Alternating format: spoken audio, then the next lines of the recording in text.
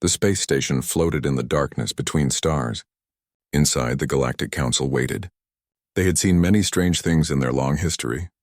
They had met species who could fly without wings. They had talked with beings made of pure light. They had made peace with creatures who breathed fire and lived for thousands of years. But today, something new was coming, something they had never seen before. The warning lights flashed red across every screen. A ship had appeared from nowhere. It was bigger than any ship they had ever built. It moved smoothly through space like a dancer. The council members looked at each other with worry in their eyes. Kelrax stood up from his throne. He was a dragon, covered in golden scales that shined like metal. He stood 12 feet tall with wings that could block out the sun. His people had ruled their part of space for 3,000 years. Everyone feared him. Everyone respected him. When he spoke, his voice made the walls shake. "Who comes here without permission?" Kelrax asked. His voice was loud and angry. The answer came back in a language the computers did not know at first. Then the translation came through. "This is Captain Danny Cole from the Earthship Ranger. We are looking for the Galactic Council. We come in peace. Please do not shoot at us." Earth? Nobody had heard of Earth before. The computers checked their records. Nothing. No planet by that name existed in their maps. Kelrax felt his anger grow. Who were these strangers? Where did they come from? Why did they have such a powerful ship? "Come here now," Kelrax commanded. "Come alone." "Bring no weapons." "Okay," the human said.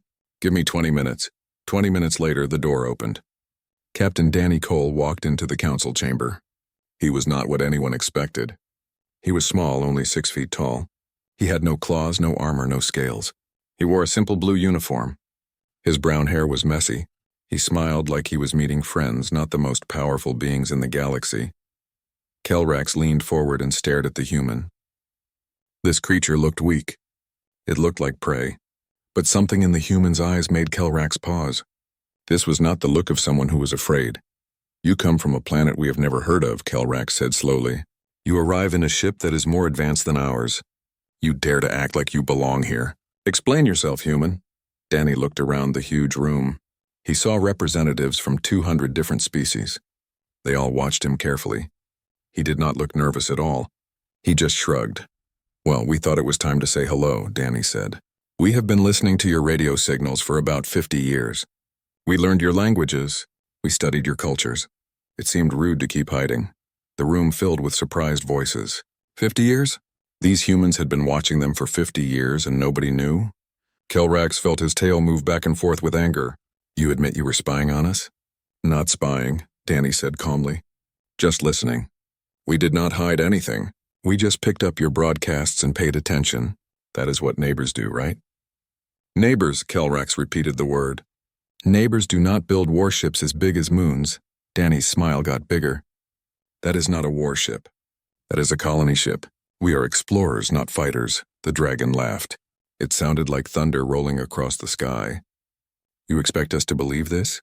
An unknown species appears with better technology than ours and says they want peace? I have conquered 17 worlds, human. I know a threat when I see one. Have you?" Danny asked. His voice was still calm but different now. "Conquered 17 worlds? That must have been hard on the people who lived there." The room suddenly felt colder. Everyone stopped talking. Kelrax stood up to his full height. His wings spread wide. This was how dragons showed their power. "Are you challenging me, little prey?"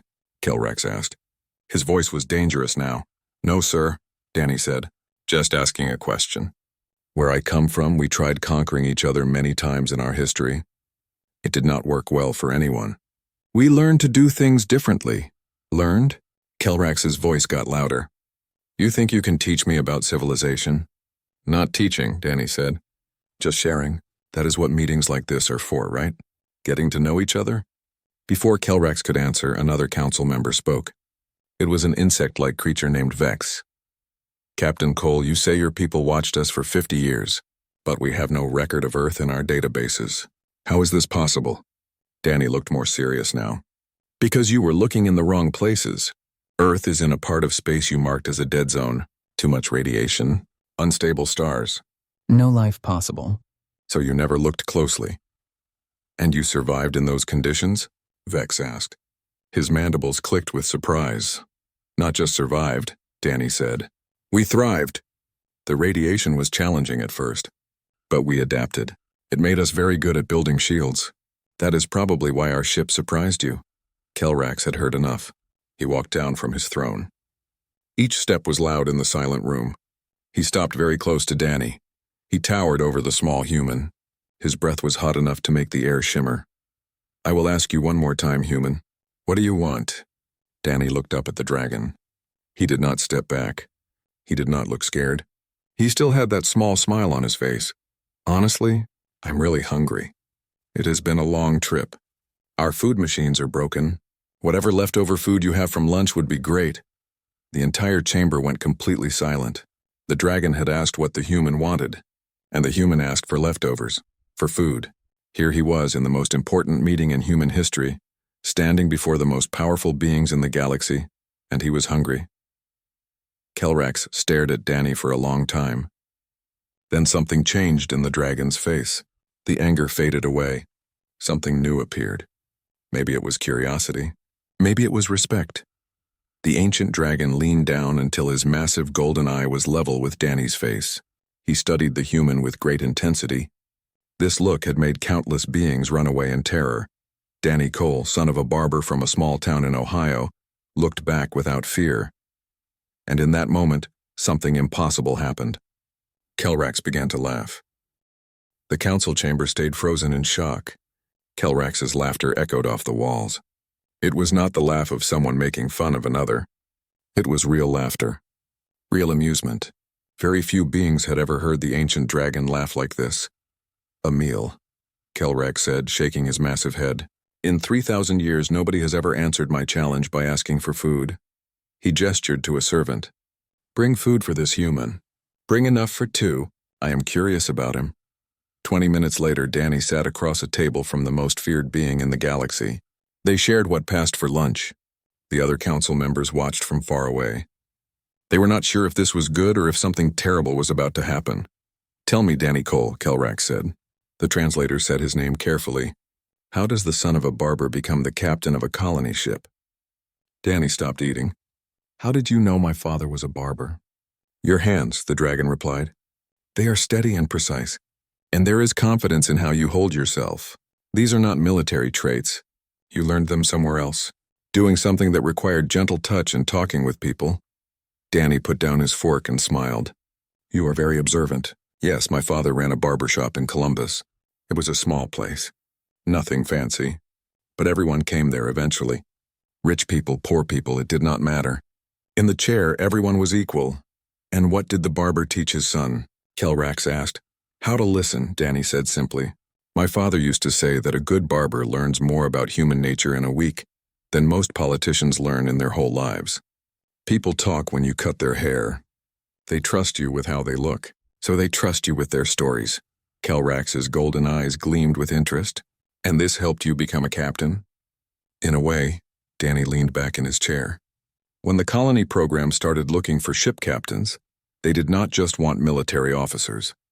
They wanted people who could handle arguments, people who could read others, people who could build communities. 30 years of cutting hair and listening to problems turned out to be better training than I thought. You are not what I expected, Kelrax admitted. Most species send warriors or diplomats for first contact. You send a barber. Actually, Danny grinned. Our diplomatic people were pretty upset about that. But the mission was clear. The captain had to be someone who could lead 10,000 civilians from different backgrounds. Combat experience was optional. People skills were required. The dragon tilted his head. This meant he was curious. Tell me about these people skills. How do you solve conflicts among humans? It depends on the conflict, Danny said. But usually it starts with getting people to actually talk to each other. Not at each other. To each other. My father taught me that too. In his shop, you would get people with completely different beliefs sitting in the same waiting room. His job was to keep things peaceful. And how did he do this? Danny's smile turned soft with memory. By reminding everyone that whatever their differences, they were all there for the same reason. They all wanted to look good and feel good. They all wanted respect. Find the common ground first, then work from there. Kelrax was quiet for a moment. This is not how power works in the galaxy, Danny Cole. Here the strong dominate the weak. Resources are taken, not shared. Wars decide who owns what. How is that working out for you? Danny asked. His tone was gentle but pointed. The dragon's expression darkened. You dare, not daring anything, Danny interrupted calmly. Just asking. You said you conquered 17 worlds. Are those worlds better now? Are your people happier? Did conquest solve your problems or just create new ones? Kelrax's claws scraped the table. They left deep marks in the metal. But he did not attack. Instead, he spoke very quietly. Only Danny could hear the truth. No, each conquest brings glory for a short time, but it brings resentment forever. We rule through fear. Fear breeds rebellion. We have become jailers. We spend more resources keeping control than we ever gain from ruling. Then why do it? Danny asked. Because it is what we have always done, Kelrax said. For the first time, he sounded tired. Because my people believe that strength is the only thing that matters. Because changing now would look like weakness. Danny nodded slowly. I understand. My father had a customer once, a guy named Barry Newton. He came in every week. Always got the same haircut, same style since high school. One day I asked him why he never tried something new. You know what he said? Kelrax waited. He said he was afraid that if he changed his hair, people would not recognize him anymore. They would not know who he was. So he kept the same style for 40 years. He hated it, but changing felt too scary. What happened to this Barry Newton? The dragon asked. Eventually, my father convinced him to try something different. Small change at first, just cutting it a little different. Barry was nervous for days, but then people started complimenting him. They said he looked good. They asked what was different. It turned out people recognized him just fine. He was still Barry, just a happier version. Kelrax's tail moved in what Danny was learning meant thoughtfulness. You are suggesting that I could change how my species acts in the galaxy. I'm suggesting that maybe the dragon everyone fears is not the only dragon you could be, Danny said. It takes courage to change, though. More courage than conquest, honestly. The ancient dragon stared at this impossible human. This creature spoke to him without fear or fake praise. He spoke with simple wisdom. Around them, the council members watched. They sensed something important was happening but could not understand what. Finally, Kelrax spoke. Your colony ship, the Ranger. Where were you planning to settle? System 47 Gamma, Danny replied. No one lives there. Plenty of resources, far enough from major trade routes that we would not bother anyone. That system is in the neutral zone, Kelrax said. No one claims it. No one protects it. You would be vulnerable there. We are willing to take that risk. We are good at making things work in difficult places, remember? Kelrax's laugh rumbled again, softer this time. Indeed you are. He stood up. His massive form cast a shadow over the table. I have a proposition for you, Danny Cole, son of a barber. A test, if you will. I am listening. There is a world called Tarna. It is on the edge of my territory. The native people have been fighting us for 10 years. My forces control the cities, but the countryside is chaos. Countless lives are lost on both sides every month. I have tried everything I know to end this conflict. Nothing works, and you want me to do what? Negotiate? I want you to do what barbers do, Kelrax said. Listen, talk, find the common ground. If you can bring peace to Tarna using these human methods of yours, then perhaps your species has something to teach us. If I fail, you will decide humanity is not worth your time, Danny finished. Exactly. Danny stood up. He extended his hand. Kelrax looked at the offered hand with confusion. Danny explained the gesture. The dragon carefully extended one massive claw. They shook hands. What is your condition? Kelrax asked. When this is over, win or lose, you come visit Earth. Let me show you what humans have built. Meet some regular people. Maybe get a haircut. The dragon's eyes widened. You wish to cut my scales? Why not? Everyone looks better with grooming. Even dragons. For the second time that day, Kelrax laughed. This time, several council members began laughing too. The tension broke like a wave hitting shore. Very well, Danny Cole, we have an agreement. When you succeed or fail on Tarna, I will visit your Earth. He paused, though I make no promises about the haircut. As Danny prepared to leave, Kelrax called out one more time. Human, why are you not afraid of me? Danny turned back with that easy smile. My father taught me something else in that barber shop. Everyone who sits in the chair is just a person underneath it all. No matter what they look like. No matter how scary they seem. You are just a person too, Kelrax. A person who is tired of being scary. The ancient dragon watched the human walk away. For the first time in centuries, he felt something he had almost forgotten: hope. The transport ship came down through Tarna's sky 3 days after the council meeting. Danny stood at the window looking at the planet below. From space, he could see the damage from the war. Burned forests, destroyed buildings, clear lines between the guarded cities and the dangerous countryside. Lieutenant Greg Hayes stood beside him. He was Danny's second officer and chief engineer. "Captain, with all respect, this feels like a trap. We are walking into a war zone with no backup and no weapons." "We have weapons," Danny replied. "Just not the kind you were thinking of." "Talking will not stop a plasma rifle." "Maybe not," Danny agreed. "But the goal is not to stop the weapons. The goal is to make people not want to use them." The ship landed in the capital city's secure zone. This was where Kelrax's forces had their headquarters. Commander Voss met them at the landing pad. He was a dragon warrior with red scales and an angry face. "So you are the miracle worker," Voss said. His voice showed he did not believe in miracles. "The human who thinks he can solve in weeks what we could not solve in years." "Not a miracle worker," Danny said pleasantly. "Just someone willing to try something different. Can you tell me about the situation?" Over the next hour, Voss explained everything. The native Tarnans were peaceful people. They lived in farming communities. They had been happy for centuries. Then the Dragon Empire expanded into their space. They claimed Tarna for its resources. The occupation was fast and brutal. The resistance was inevitable. "We control every major city," Voss explained.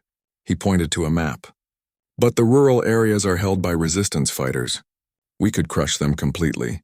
But Lord Kelrax has forbidden total war. He believes the population can be made peaceful without killing everyone."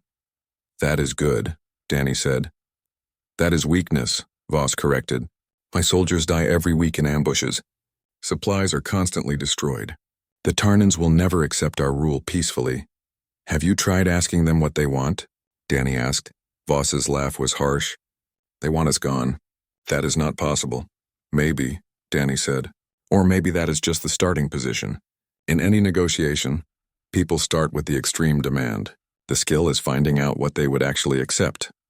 "And how do you plan to do that, human?" "The resistance leaders will not even meet with us. They attack our patrols and disappear into the wilderness." Danny smiled.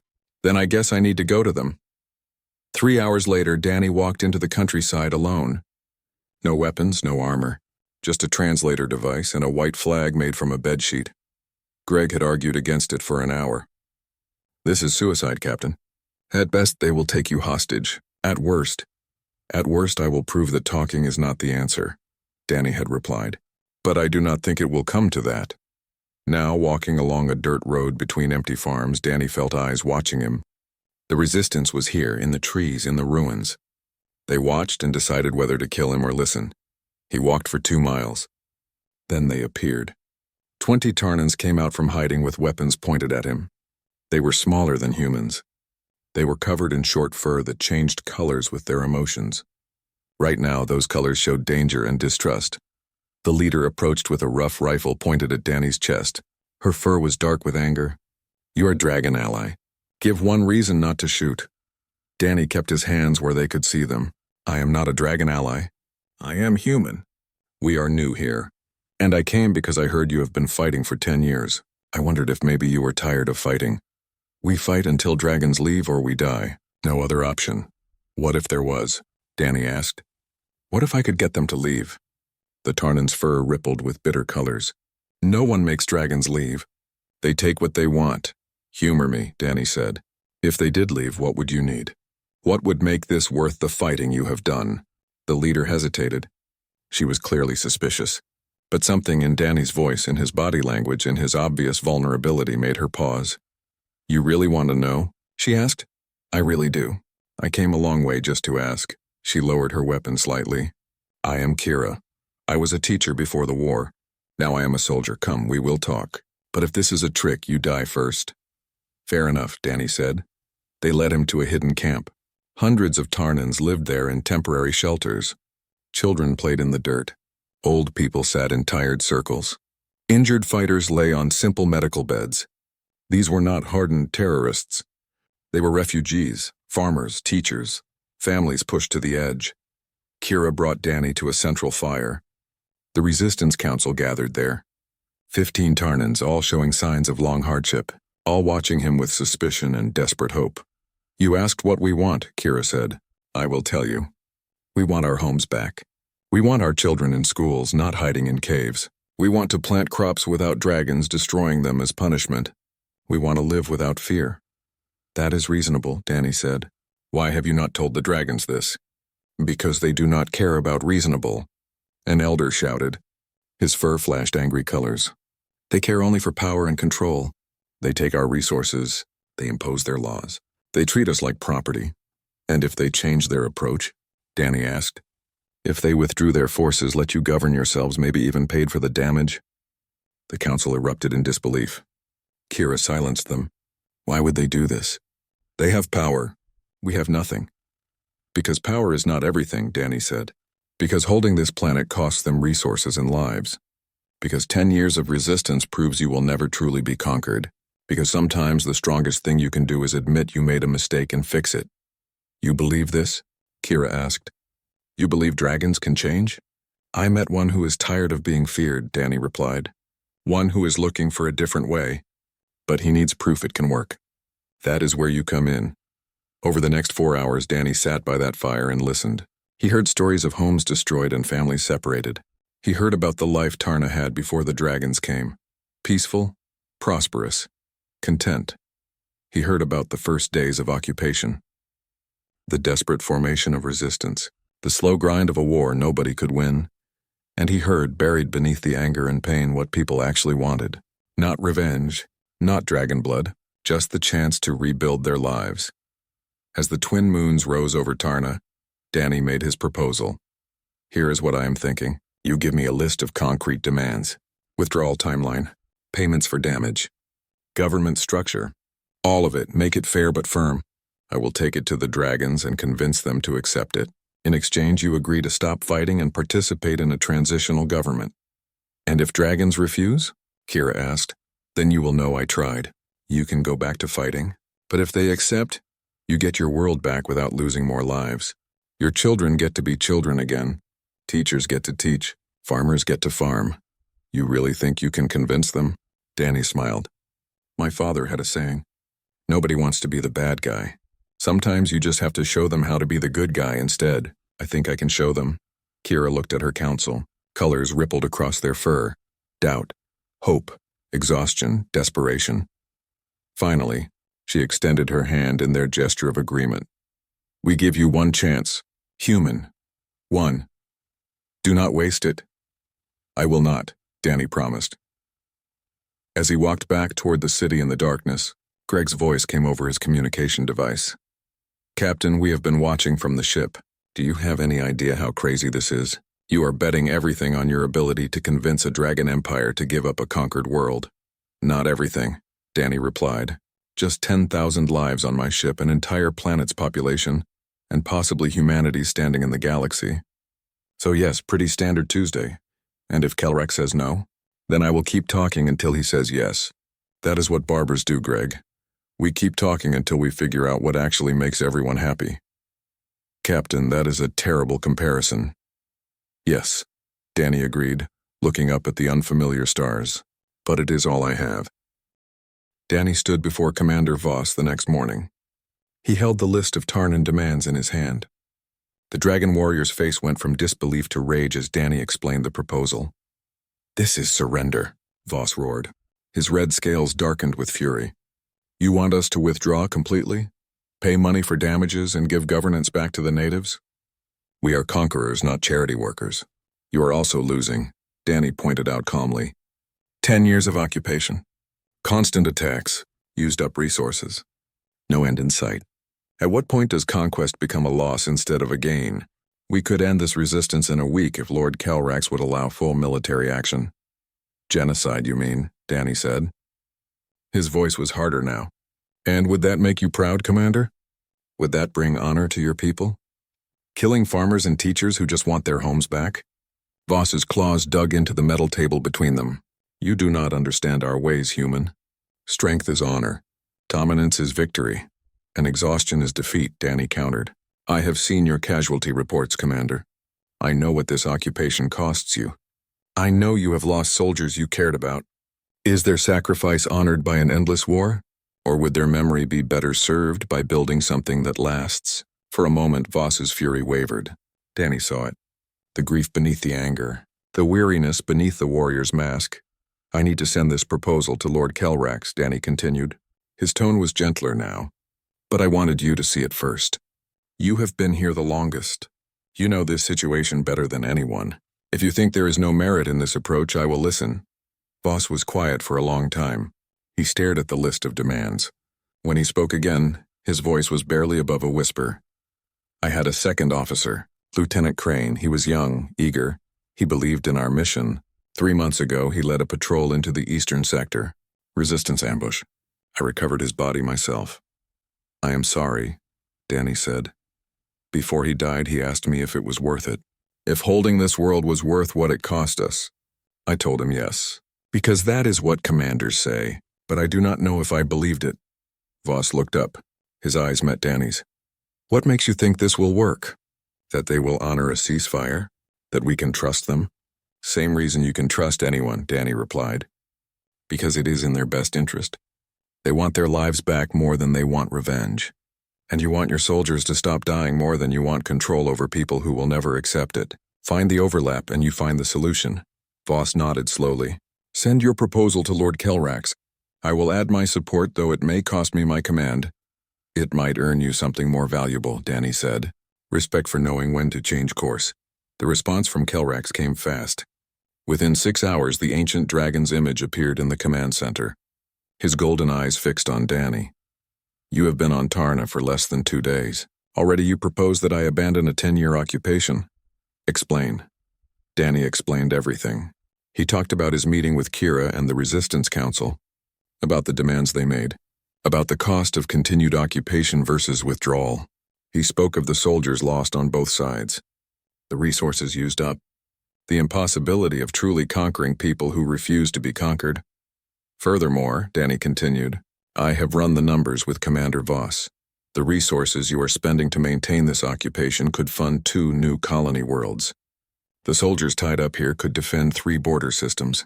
This is not just morally questionable, Lord Kelrax. It is economically unsound. You reduce honor to economics, Kelrax rumbled. I am saying that real honor comes from making hard choices that benefit your people, not from stubbornly maintaining a position that hurts everyone involved. You told me yourself that each conquest brings temporary glory and permanent resentment. Here is your chance to try something different. If I withdraw from Tarna, every world under our control will see it as weakness. Rebellions will spread. Or, Danny suggested, they will see a powerful empire confident enough to admit a mistake and wise enough to correct it. They will see strength through flexibility instead of rigidity. They might even respect you more. Kelrax's image paced. His massive form filled the display. And if I agree to this proposal, what guarantee do I have? That the Tarnans will honor their commitments? That this is not simply a strategy to make us lower our guard before attacking? You want a guarantee? I will be your guarantee. Explain. Danny took a breath. The colony ship Ranger will remain in orbit above Tarna during the entire transition period. 10,000 human civilians, including myself. If the Tarnans violate the ceasefire, you have leverage. But more importantly, my people will work with both sides to ensure the transition goes smoothly. We will be mediators and witnesses. You would risk your entire colony on the good faith of both sides? I would, Danny said simply. Because I believe this can work. And because sometimes someone has to be willing to trust first. The silence stretched for nearly a minute. Finally, Kelrax spoke. I will consider your proposal, Danny Cole, but know this. If you fail, if this trust you speak of proves hollow, it will not just be your colony that pays the price. It will be humanity's place in this galaxy. The other council members are watching. Many doubt your species. Failure here will confirm their doubts. I understand, Danny said, and I accept those stakes. Very well. You have 30 days to prove that your barbershop philosophy can succeed where military might has failed. I suggest you not waste them. The hologram disappeared. Commander Voss, who had been watching silently, spoke up. You really meant it. About keeping your ship here as insurance. Of course, Danny replied. Trust has to start somewhere. Might as well be us. You are either the bravest human in the galaxy or the most foolish. Danny grinned. My father always said those were the same thing, depending on how things turned out. Over the next week, Danny moved between the dragon-controlled city and the resistance camps. He worked on the details of the ceasefire. It was exhausting, frustrating work. Both sides had 10 years of grievances, 1,000 reasons not to trust each other, countless details to negotiate. The dragons wanted guarantees that buildings would be protected during the transition. The Tarnans wanted assurances that no revenge would be taken for resistance activities. Both wanted verification methods and timeline specifics. Danny sat through it all, in temporary tents and formal conference rooms, listening to complaints and settling disputes. Greg often joined him, providing technical help on the monitoring systems they would need. "You know what the hardest part is?" Danny said one evening. They were reviewing documents by lamplight. "It is not the big issues. Those are actually pretty straightforward. It is the small stuff. The symbolic gestures that mean everything to one side and seem trivial to the other." "Like what?"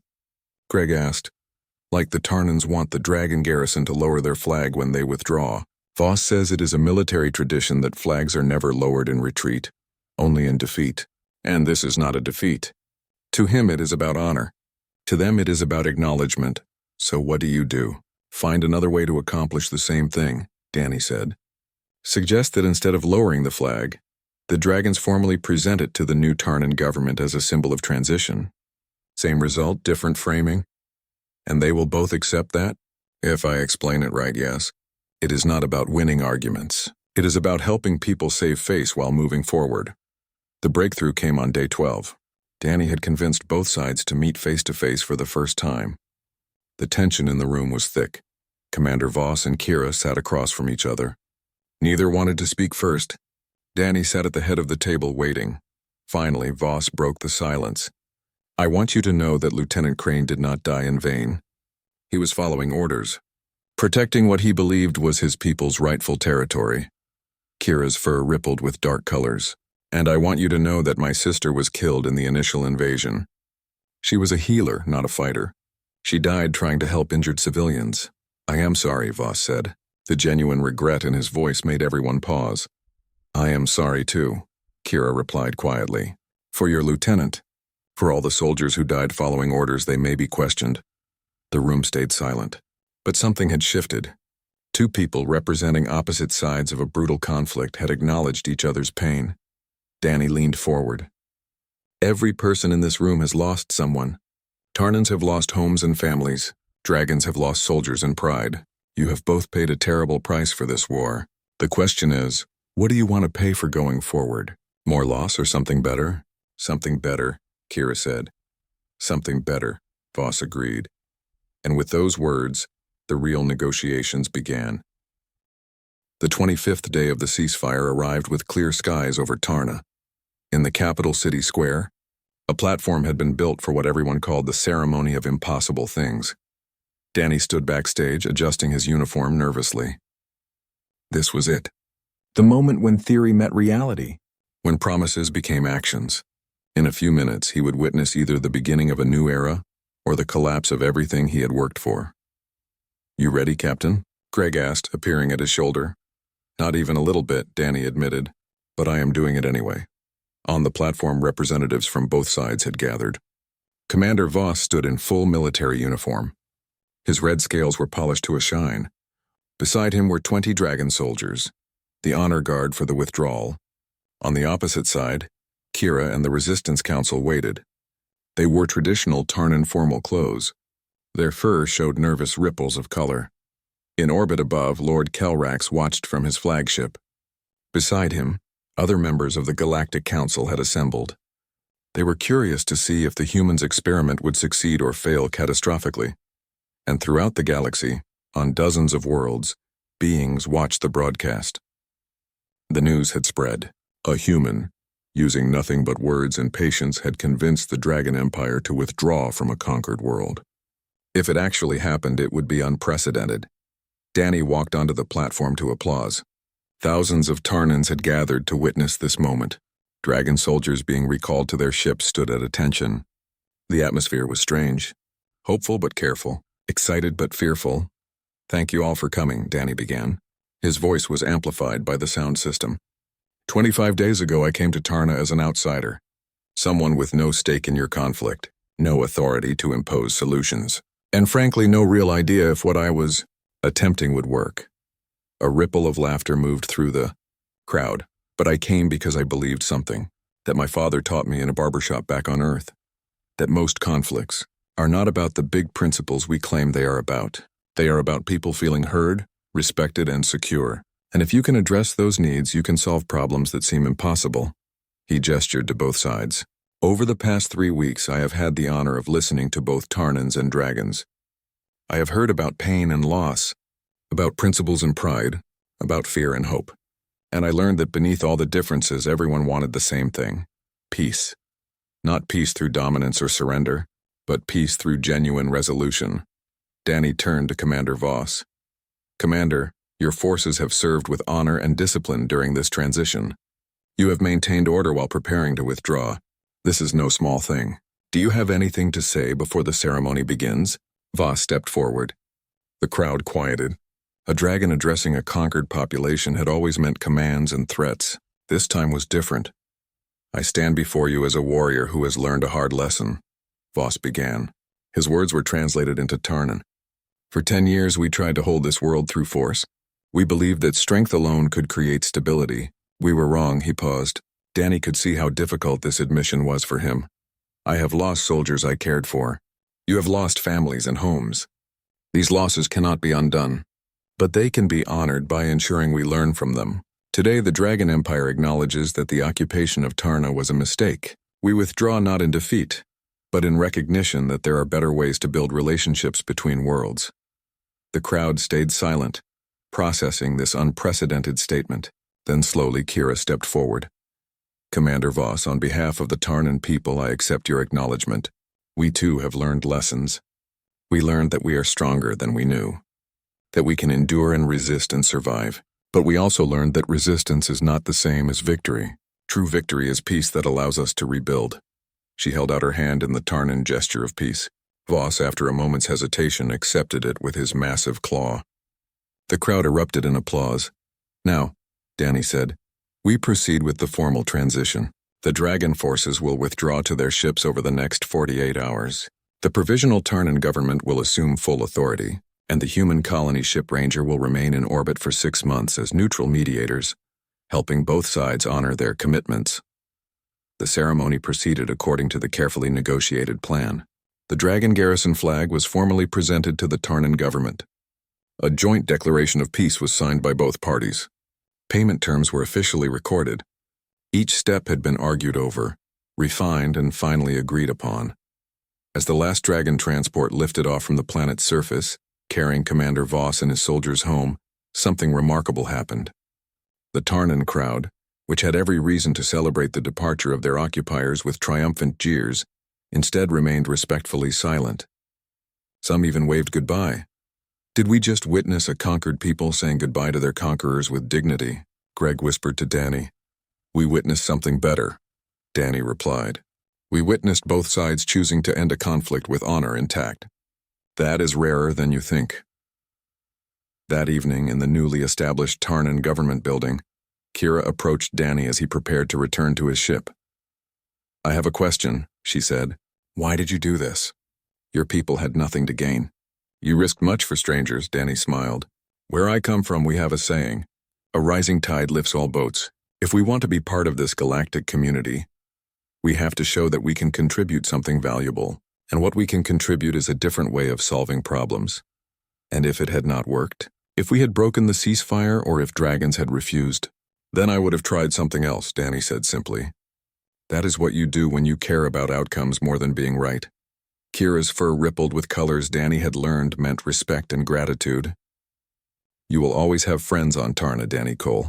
If your people ever need us, we will remember. Back on the Ranger, Danny collapsed into his captain's chair, exhausted. The past month had drained him physically and emotionally, but as he looked at the peaceful planet below, he felt deep satisfaction. Captain, the communications officer called out, we are receiving a transmission from Lord Kelrax's flagship. Put him through. The ancient dragon's image appeared, larger than life. His golden eyes gleamed with something that might have been amusement. So, Kelrax began. The Barber's son has accomplished what military commanders could not. The council is impressed. Confused, but impressed. Thank you, Lord Kelrax. Do not thank me yet. Your success here has created a problem. 7 other worlds under dragon occupation have now demanded the same treatment. They want the human mediator to help them achieve peaceful transitions. The council is debating whether to allow it. And what do you think? Danny asked. I think, Kelrax said slowly, that perhaps my people have been doing this wrong for a very long time. I think that power maintained through fear is not really power at all, just a fragile illusion. And I think that a Barber from Earth has shown us something we desperately needed to see, which is that the strongest thing you can do is admit when you are wrong and change course. You told me that. I did not truly understand until I watched you make it happen. Danny leaned forward. Lord Kelrax, you mentioned a promise, that if I succeeded or failed on Tarna, you would visit Earth. The dragon's laugh rumbled through the speakers. I remember. And since you have succeeded beyond all reasonable expectations, I will honor that promise, though I still make no guarantees about the haircut. Fair enough, Danny grinned. But I guarantee you will leave with a different perspective. That is what good barbers do, change how people see themselves. I am beginning to understand that. When shall I visit this Earth of yours? How about next month? I need to get my colony settled first. Then I would be honored to show you around. Maybe introduce you to my father. I think you two would get along. A dragon and a barber, friends? That seems as impossible as peaceful transition on Tarna. A month ago you would have been right, Danny said. But I'm starting to think that impossible just means nobody has tried the right approach yet. 3 weeks later, the Ranger established orbit around humanity's first colony world, beyond their solar system. The 10,000 colonists began the long process of building a new home, one that would serve as humanity's embassy to the galaxy. Danny stood in his temporary quarters looking at a photo of his father's barbershop. The small Columbus storefront seemed impossibly far away now, separated by light years and circumstances, but the lessons learned in that chair remained close. His communicator chimed. Captain, we are receiving a general broadcast from the Galactic Council. You will want to see this. The message was from Lord Kelrax, transmitted to every world in Council space. By unanimous vote, the Galactic Council recognizes humanity as a full member species. Furthermore, we established the Office of Galactic Mediator, charged with facilitating peaceful conflict resolution. The first appointee to this office is Captain Danny Cole of Earth, who has demonstrated that wisdom does not require military might, that the strongest solutions often come from those willing to listen first and act second. We invite all member species to learn from this human approach, which honors both strength